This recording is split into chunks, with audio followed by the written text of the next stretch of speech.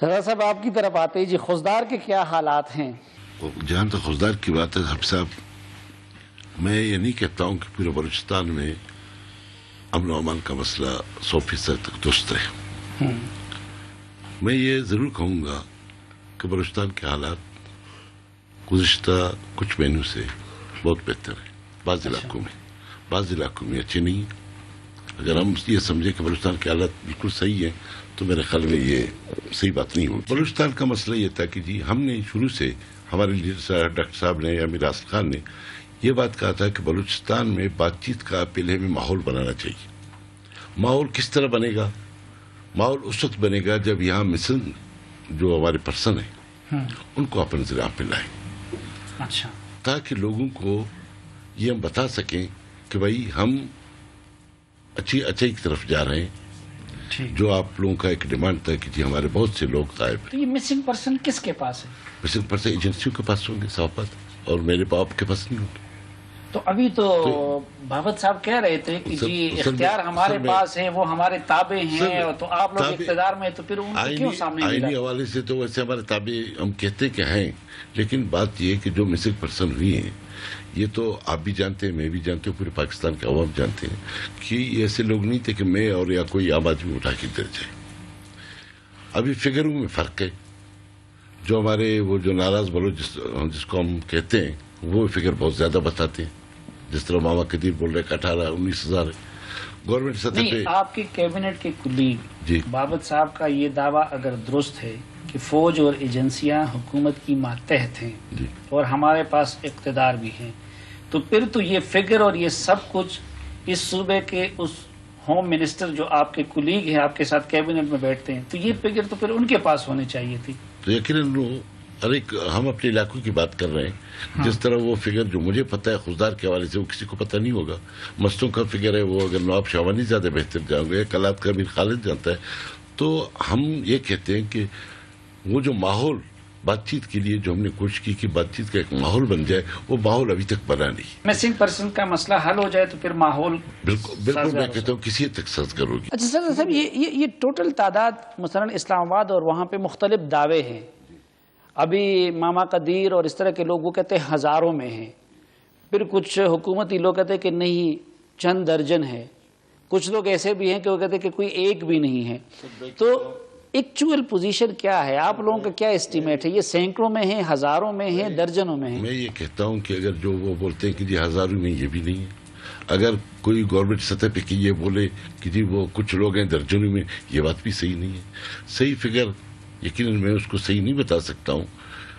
صحیح فگر یقیناً گورنمنٹ کے پاس بھی ہیں. جی بگٹی صاحب، صحیح فگر آپ کے پاس ہوں گے، آپ ہوم منسٹر ہیں. جو فگرز ہمارے پاس ہیں، جو گورنمنٹ آف بلوچستان کے فگرز ہیں، دیٹ از 46. اسی طرح جو سپریم کورٹ میں لسٹ ہے اور بہت اعلان اخبارات میں ایڈز دیے گئے کہ بھائی آپ آئیں اپنی رجسٹریشن کریں، جو ایک کمیشن بنا اس میں بھی. تو وہ جو سپریم کورٹ میں لسٹ ہے وہ 86 کی آئی تھی، اس میں سے کچھ سالو ہو گئے، کچھ کے قوائف کمزور تھے، کچھ قوائف مکمل نہیں تھے. تو جو قوائف مکمل ہیں ہم وہی فگر دے سکتے ہیں. ہمارے پاس جو قوائف ہوم ڈپارٹمنٹ کے پاس مکمل ہیں وہ 46 ہیں. جی انور الحق کاکڑ صاحب، آپ چونکہ کیبنٹ کا حصہ نہیں ہے اس لیے آپ کو اتنی مجبوریاں لاحق نہیں ہوں گی جتنی لوگوں کا. تو یہ ایکچولی کیا ہے؟ مسنگ پرسن کا معمہ کیا ہے اور کیسے اس کو حل کیا جا سکتا ہے؟ مسنگ پرسنز کو as a tool and propaganda of war ہر سائڈ سے یوز کیا جا رہا ہے. جب آپ ملیٹنٹ سائڈس کا ورژن سنتے ہیں، ان کی سائڈ کو تھوڑی سی اٹینشن دیتے ہیں، وہ جہاں جہاں انہوں نے سچ پروپیگیٹ نہیں کرنا، ان کا صرف اور صرف پروپیگنڈا وار جیتنے کا مقصد ہے. اسی لیے کبھی تعداد 13,000 آتی ہے، کبھی 9,000 آتی ہے، کبھی 3,000 آتی ہے. مختلف ڈسکرپنسیز ان میں خود بھی آ رہی ہیں. انہوں نے کسی قانون میں، کسی کورٹ کے سامنے کوئی چیز اسٹیبلش نہیں کرنی ہے، محض ایک مخصوص کانٹیکسٹ میں ایک بات جیتنی ہے. تو اس لیے اس کی تعداد میں ڈسکرپنسی. اب اس وقت افغانستان میں لگ بھگ کہتے ہیں 34 کیمپ ہیں جو ان کے ملیٹنٹس چلا رہے ہیں. آخر وہاں جو 10-10, 15-15, 30-30 افراد بھی اگر ٹریننگز لے رہے ہیں، ان کے قوائف کہاں ہیں اور یہ کہاں ہیں؟ ایک ہے انفورسڈ ڈس اپیئرنس، ایک ہے مسنگ. انفورس ڈس اپیئرنس یہ ہے کہ اسٹیٹ انسٹیٹیوشنز جا کے کسی کو اٹھا لیں. ایک میں ہوں، میں والنٹیئر کر کے افغانستان چلا جاؤں، میں بھی مسنگ ہوں. نہیں تو اگر وہ ادھر اپنی مرضی سے کیا ہوا ہے تو پھر اس کی ماں یا اس کا باپ وہ تو آ کے ادھر احتجاج نہیں کرے گا نا. اس کو تو پتہ ہے کہ میرا بیٹا ادھر گیا ہوا ہے، تو اس کو کیا پڑی ہے کہ وہ اسلام آباد تک مارچ کرے. اور دیکھیں میں نے اگر ایک جنگ لڑنی ہے، وہ چرچل نے کہا تھا کہ in the times of war truth is so precious that it has to be body guarded by lies. جب آپ جنگ کی کیفیت میں ہوتے ہیں، آپ نے اپنے مخصوص مقاصد کو حاصل کرنے کے لیے جھوٹ بھی جائز ہے اس میں. بلوچ صاحب، ناراض بلوچ سے مراد کیا ہے اور اس ناراضگی کی وجہ کیا ہے؟ ناراض بلوچوں کو ڈیفائن میں کروں، بلکہ میرے خیال میں مجھ سے بہتر تو آپ جانتے ہیں کہ آپ کا تعلق ہی میڈیا سے ہے. میڈیا کے پاس وہ تمام فگر ہیں. دوسری بات یہ ہے کہ بلوچ کس لیے ناراض ہیں، وہ وجہ بھی سب کے سامنے بالکل روز روشن کی طرح ہے. اس کی سب سے بڑی وجہ ایک سیاسی طالب علم کی حیثیت سے میں آپ کو یہ بتاتا چلوں کہ بلوچستان کو ہر وقت تجربہ گاہ کے طور پر استعمال کیا گیا ہے. میں یہ سمجھتا ہوں کہ اگر عزب سابق بلوچستان میں جتنے تجربے کیے گئے ہیں یا کنٹرولڈ ڈیموکریسی رہا ہے بلوچستان میں ہر وقت، اگر اس دفعہ اس طرح کیا گیا جو بلوچستان میں آج یہ اقتدار اگر ہمیں ملا ہے، یہ پولوں کا سیج نہیں ہے، ہمیں پتہ ہے. یہ صوبہ ٹوٹلی لائن سے آؤٹ تھا. وہ صرف وجہ یہ تھی کہ مشرف لابی کی وجہ سے، جو ایک کرپٹ لابی بیٹھا ہوا تھا، مس مینجمنٹ اور غلط پالیسیوں کی وجہ سے، جو ہاگ بڑک کوٹا 2006 سے اس طرف اس نے تمام علاقوں کو اپنے لپیٹ میں لیا. تو میرے خیال میں یہ وہی تجربے کا اثر تھا جو آج پورے بلوچستان میں زہر کی طرح، آگ کی طرح پھیلا ہوا ہے. آج اسی لیے ہم لوگ کہتے ہیں تھوڑا بہتری آئی ہے، کیونکہ ہم نے اس پورے ایک سیول وار میں اپنے جانوں پہ کھیل کے الیکشن لڑی ہے. یہ تمام دوست جو بیٹے ہیں ان پہ سب پہ حملے ہوئے ہیں، انکلوڈ بشمول میں کہ مجھ پہ بھی 3 حملے ہوئے ہیں، میرے گھر پہ، اور وہاں جتنے پارٹیوں کے کینڈیڈیٹس تھے سب پہ حملے ہوئے ہیں کہ جی آپ ڈیموکریسی پارلیمانی سیاست کا نام لیتے ہو، آپ کو زندہ رہنے کا حق اور یہ حملے کس کی طرف سے ہو رہے ہیں؟ یہ سر ان ناراض بلوچ کہتے ہو یا مزاحمت کار کہتے ہو یا علیحدگی پسند کہتے ہیں، ان لوگوں کی طرف سے تھے. اچھا جان ولیدی صاحب، آپ تو وزیر اعلیٰ کے اسپوکس مین بھی ہیں.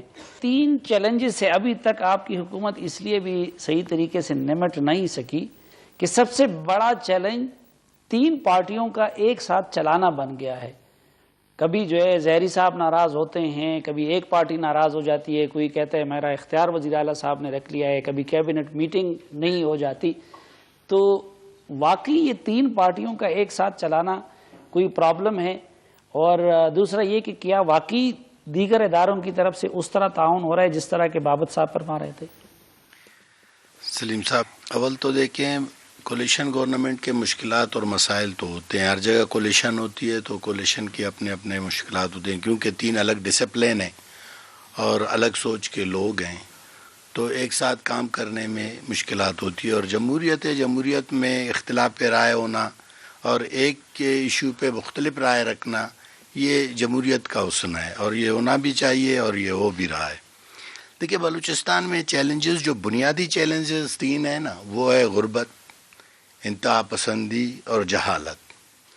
دیکھیں جو مجموعی طور پر جن 3 چیلنجوں کا میں سمجھتا ہوں کہ آپ کی جو پہلے ایک بات تھی اس پہ میں آنا چاہتا ہوں کہ مذاکرات کے لیے جس طرح آپ نے بات کی نا، اس کے لیے رائے عامہ ہموار ہو رہی ہے. اور اس پہلے جو پولیٹکس پوری تھی نا، پوری بلوچستان کی جو ملیٹنسی کی پولیٹکس تھی، وہ مسخ شدہ لاشوں پہ تھی. آپ یقین کریں کہ گزشتہ 4 مہینوں سے کوئی ایک ہڑتال بھی اس بنیاد پہ نہیں ہوا جو روزانہ ہوتے تھے. ہفتے میں 3 روز ہڑتال، مہینے میں 16 دن 18 دن ہڑتالیں. اور اسی نے، میں سمجھتا ہوں انہی معاملات نے یہ جو ہماری جو بلوچ شدت پسند جو مسلح گروپس ہیں جو ان کو اسٹرینتھن کیا نا، یہ انہی جو ہے غیر سنجیدہ جو حکمت عملی تھی اس کی وجہ سے ہوا. اب جو اس حکمت عملی کو جو ہم نے تبدیل کر دیا ہے، اور ہم سمجھتے ہیں جس طرح بابت لالا نے کہی بات بالکل سچ ہے. بات یہ ہے کہ ہم نے کوشش کی ہے شروع دن سے، گورنمنٹ بلوچستان نے مرکزی حکومت کے سامنے یہ بات رکھی ہے کہ یہ ہمارے جینوئن مسئلے ہیں. اس میں مسخ شدہ لاشیں ہیں، اس میں مسنگ پرسنز کا مسئلہ ہے، اور بلوچستان کا جو ایشو ہے ہم سمجھتے ہیں وہ ایک پولیٹیکل ایشو ہے، اور جو لوگ اس وقت جن کو ہم ناراض بھی کہتے ہیں یا بلوچ شدت پسند مسلح گروپس کی جو نمائندگی کرتے ہیں، ان کی بھی بیس پولیٹیکل ہے۔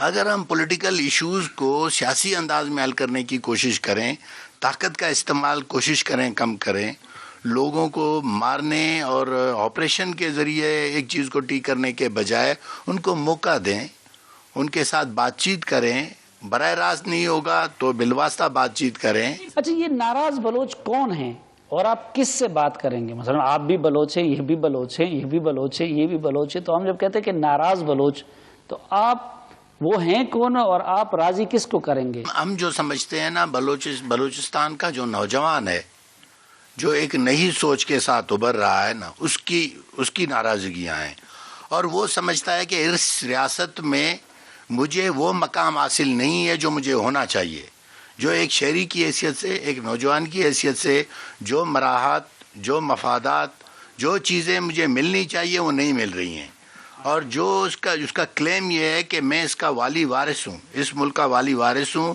اس کا سرمایہ، اس کی آمدنی، اس کا تیل، اس کا گیس، یہ ساری میری ہیں، یہ کیوں مجھے نہیں مل رہی ہیں؟ ان تمام کے ہوتے ہوئے میں کیوں بے روزگار ہوں؟ نہیں، وہ زیادتی تو تمام آپ کے کے ساتھ ہوتے بھی ہوئے ہوئی میرے ہے۔ گھر میں گیس کیوں نہیں ہے؟ بلیل صاحب، وہ زیادتی تو آپ کے ساتھ بھی ہوئی ہے، وہ تو ان کے ساتھ بھی ہوئے، وہ تو ان کے ساتھ بھی ہوئے، وہ ناراضگی تو ایک پولیٹیکل سوچ ہے، میں کہتا ہوں کہ ایک پولیٹیکل سوچ ضرور شروع دن سے ہے نا، ایک شروع دن سے یہ جو سوچ ہے، یہ ہے جس دن سے پاکستان اور بلوچستان کے ساتھ ہلاک ہوا ہے، اس دن سے یہ مسئلہ چل رہا ہے، کبھی اوپر ہو جاتا ہے اور بعض اوقات وہ نیچے ہو جاتا ہے، لیکن یہ سلسلہ جاری ہے، اور اس کو ابھی تک دیکھیں، یہ پہلی جنگ نہیں ہے جس طرح ہم بات کر رہے ہیں نا، بلوچستان میں یہ ریزسٹنس بار بار ہوئی ہے، اور لوگوں نے بات بھی کی ہے، پھر میل بیٹھ کے بات کی ہے، معاملات طے کیے ہیں، اور میں سمجھتا ہوں کہ یہ پہلے بھی ہوا ہے، خیر بخش نے کی ہے، میر گوز بخش بزنجو نے کی ہے،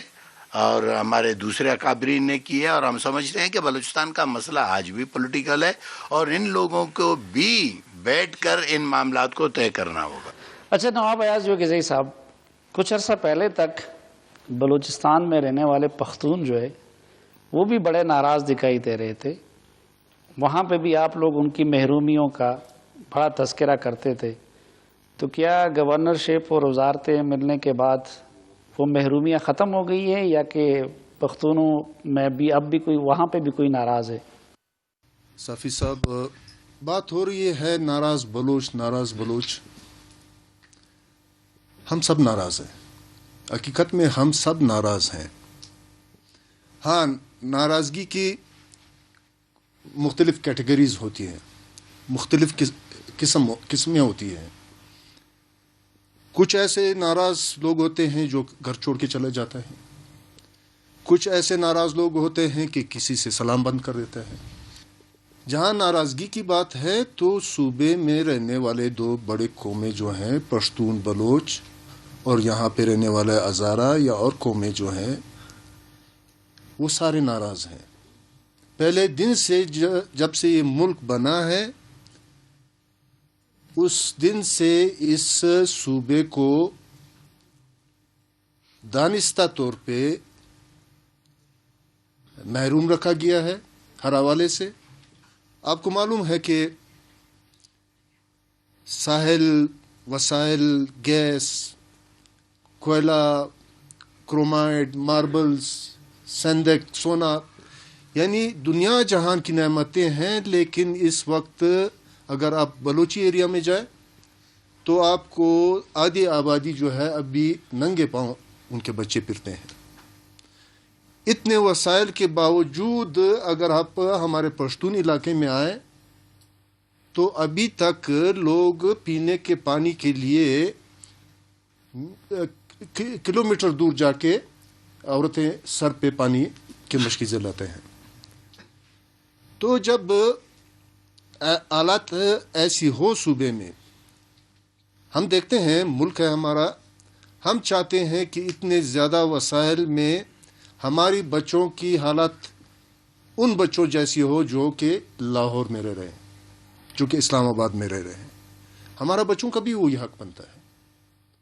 اتنے وسائل کے باوجود یعنی یہاں پہ بے روزگاری کا یہ عالم ہے کہ ہمارے نوجوان یہاں سے کراچی جاتے ہیں روزگار کمانے کے لیے، ان کی لاشیں یہاں آتی ہیں تابوت میں بند کر کے. یعنی پشتونوں پہ دہشت گرد کا نام رکھ کر کے پشتون جس شہر میں بھی جاتا ہے، پشتون داڑھی والا پگڑی والا، یعنی ان کا وہاں پہ جینا حرام کر دیتے ہیں پولیس والے. لیکن نواب صاحب ایک قطع کلام آپ، یہ جو عام بلوچستان کا باسی جو ناراض ہے، جو محروم ہے، کیا وہ صرف مرکز سے اور ریاست سے ناراض ہے یا کہ اپنے نواب اور اپنے سردار اور اپنے وڈیرے سے بھی ناراض ہے؟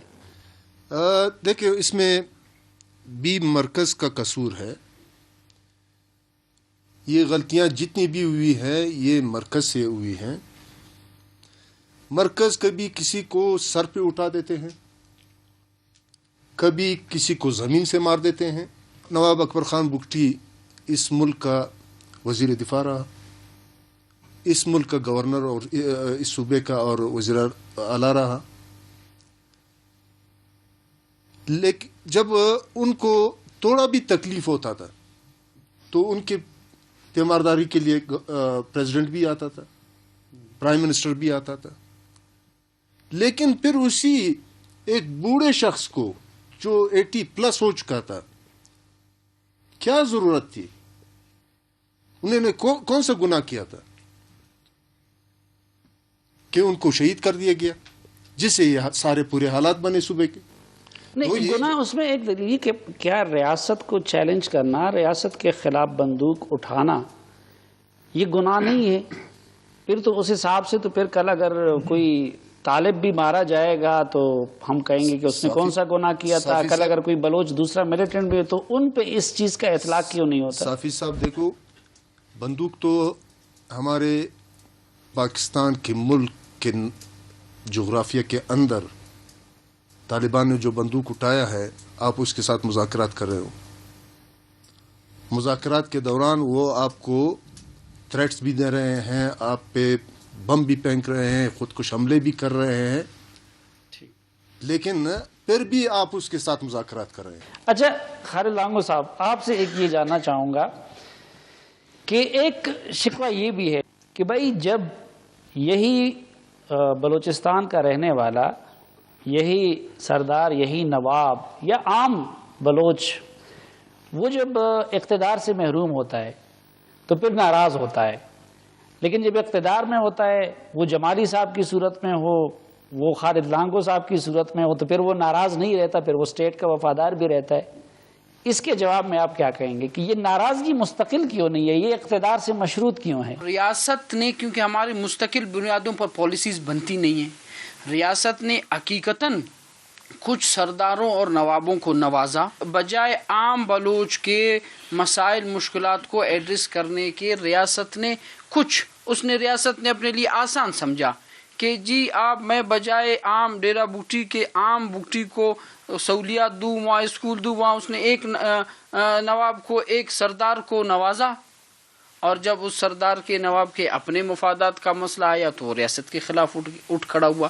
اگر یہی ریاست 60 سال سے کسی بھی علاقے میں بلوچستان میں ایک نواب اور سردار کو نوازنے کے عام بلوچ کو زندگی کی بنیادی ضروریات مہیا کرتا، روڈز بناتا، اسکول دیتا، اسپتال بناتا، تو میرے خیال میں جس انداز میں آج جو یہ ریزسٹنس ہو رہی ہے شاید یہ ہوتی بھی نہ.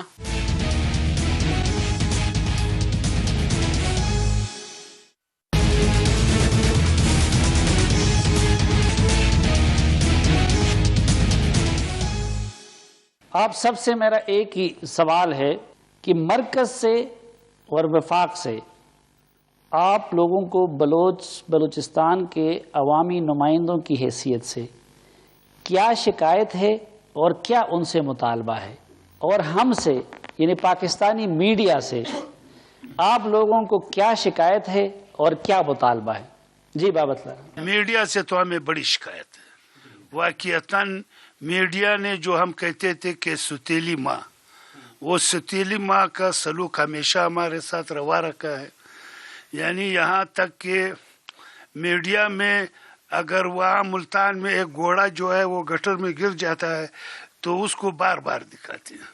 और यहाँ हमारे बहुत से यानी ज़रूरी मसाइल है उसको हाईलाइट नहीं किया गया। जी बुलेदी साहब। नहीं, मेरा बिल्कुल मरकज़ से है। मैं समझता हूँ कि इस मुल्क में अभी तक इख्तियारात और वसाइल की तकसीम में मुनसिफाना नहीं है, उसको मुनसिफाना बनाया जाए। जो हमारे इख्तियारात हैं उसमें भी, और जो हमारे वसाइल हैं उसमें भी, और जो कौमों के वसाइल हैं हमारी ये बुनियादी मुतालबा के, उसको कौमी जो दौलत है उसको उसी कौम पे पहली तरजीह बुनियाद पर उसको खर्च किया जाए। मीडिया से शिकायत और देखिए, मीडिया से तो लोगों को शिकायतें रहती हैं, और मैं समझता हूँ कि जो जेन्युइन इश्यूज़ हैं बहुत बाज़ औक़ात उन पे जो एग्जीरेशन इधर उधर होती है, तो बलूचिस्तान का जो जेन्युइन इश्यूज़ हैं, जो यहाँ के माशी, सियासी और सकाफती मसाइल हैं, उसकी तरफ ज़रा बुनियादी मसाइल पे उनको तवज्जो देनी चाहिए। जी खालिद साहब, मीडिया से शिकायत। मीडिया से हकीकतन हमारे गिला है हमारा। मतलब मैं ये कहूँगा कि अगर इसमें लाहौर में या कराची में किसी वजीर को छींक भी आ जाए तो ब्रेकिंग न्यूज़ आ जाती है, लेकिन हमारे मेरे ख्याल में आज शायद पहली मर्तबा पूरे पाकिस्तान में कुछ हमारे हम जैसे लोगों को पहली मर्तबा लोग देखेंगे कि ये बलूचिस्तान के वज़रा हैं, तो आपको इधर फोकस करना होगा बलूचिस्तान में। हम यही सुनते आ रहे हैं कि जी मीडिया आज़ाद है, मीडिया आज़ाद है, लेकिन बलूचिस्तान के अवाम ने आज तक मीडिया को देखा ही नहीं। मेरे ख्याल में ये बड़ा एक एहसान ही होगा बलूचिस्तान के अवाम पे कि मीडिया इन तमाम चीज़ों को उन बड़े मगरमच्छों तक, वो बाख्तियार जो वफाकी ब्यूरोक्रेसी बैठा हुआ है, उनको गोशगुजार करे। जी नवाब साहब, मीडिया से शिकायत। अगर बलूचिस्तान को ज़हनी तौर पे तब्दील करना है, अगर बलूचिस्तान को वापस लाना है, उसी तरह बलूचिस्तान बनाना है, तो इसमें ज़्यादा से ज़्यादा रोज़गार के मौके। और मीडिया के हवाले से ये कि मीडिया तो आप लोग की तरफ तो बिल्कुल ठीक है, बल्कि हमारे पंजाब की तरफ, दूसरे इलाकों की तरफ भी ठीक है। बलूचिस्तान में यह है कि ज़रा हमारे जो बलूचिस्तान के जो हमारे चैनल्स के जो नुमाइंदे और जो रिपोर्टर्स, उनको तरबियत की ज़रा ज़रूरत है कि हर तरह के मसाइल पैदा होते और रूनुमा होते रहते हैं रोज़मर्रा ज़िंदगी से ताल्लुक़ रखने वाले, दहशतगर्दी के हवाले से या दुनियावी या शहरी हवाले से या सियासी हवाले से। एक उनको मालूम होना चाहिए एक बात कि किस किस्म के ख़बर को देना है, किस किस्म की खबर को नहीं देना है। नवाब गज़ी साहब, क्या सिर्फ यहाँ के रिपोर्टरों को तरबियत की ज़रूरत है, हम जैसे लोगों को नहीं है? मीडिया के हवाले से, मीडिया का इस वक्त पाकिस्तान की जो हालत है उसमें मीडिया का एक कलीदी रोल बनता है, बहुत अहम रोल बनता है।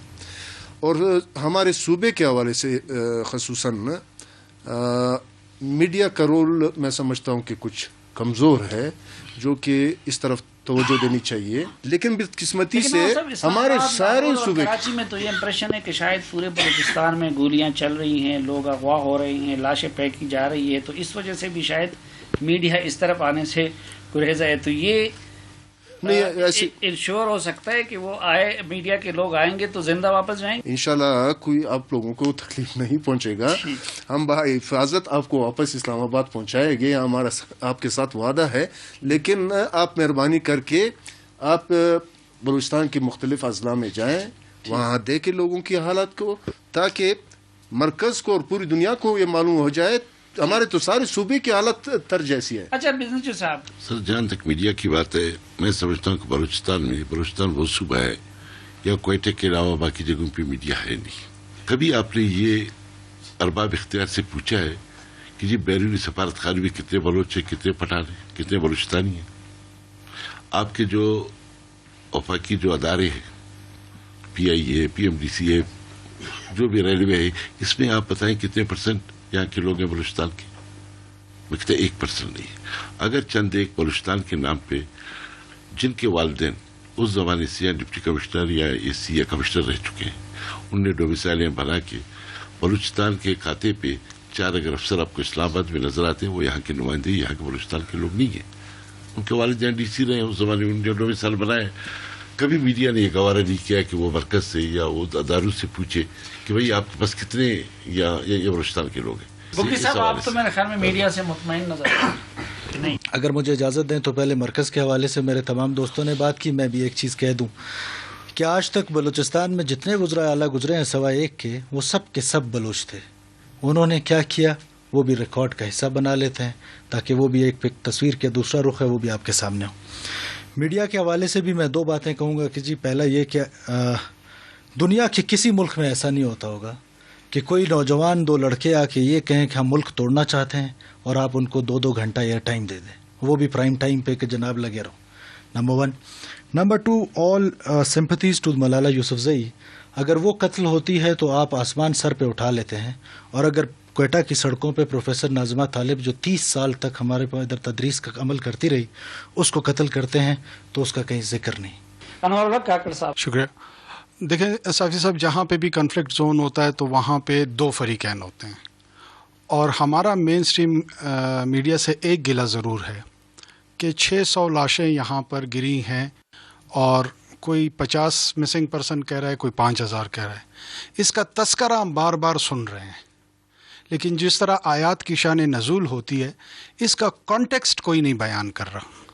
तो हमारा गिला ये है कि दोनों साइड्स, हम नहीं छुपा सकते इन 600 लाशों को, कोई नहीं छुपा सकता, यहाँ पे कोई मिसिंग पर्सन्स की हकीकत नहीं छुपा सकता।